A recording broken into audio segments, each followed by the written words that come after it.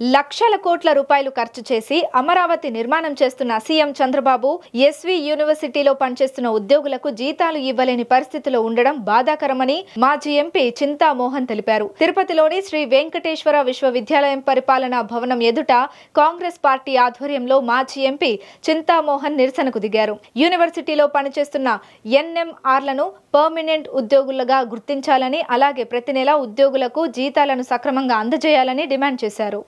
తెల్లటి భవనం ప్రక్కన నిలబడి కాంగ్రెస్ పార్టీ తరఫున నిరసన తెలియజేస్తున్నాం. ఏంటి ఆ నిరసన అంటే, తిరుపతి రాజధాని నగరం కావాలని ఎన్జి రంగా గారు, తరిమెల నాగిరెడ్డి గారు అప్పుడు ఉన్నటువంటి ప్రజలందరూ డిమాండ్ చేశారు.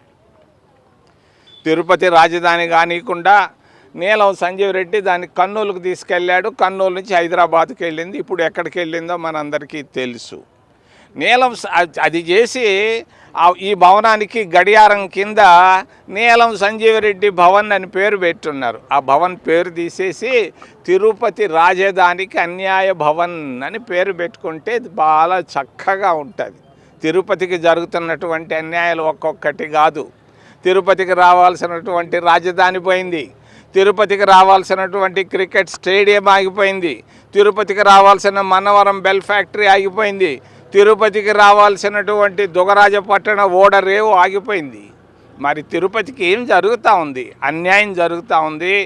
అందరూ జనాలు చూస్తూ ఉన్నారు. ఈరోజు అమరావతికి ఇక్కడ చదువుకున్నటువంటి విద్యార్థి 1,00,000 కోట్ల రూపాయలు నేను తెస్తాను అంటున్నాడు. నువ్వు 1,00,000 కోట్లు తెచ్చుకో, 50 లక్షల కోట్లు తెచ్చుకో. ఏడ ఉద్యోగాలు చేస్తున్నటువంటి వాళ్ళకి జీతాలు ఇవ్వయా. ఫస్ట్ నీవు 1,00,000 కోట్లు అమరావతి సంగతి పక్కన పెట్టు.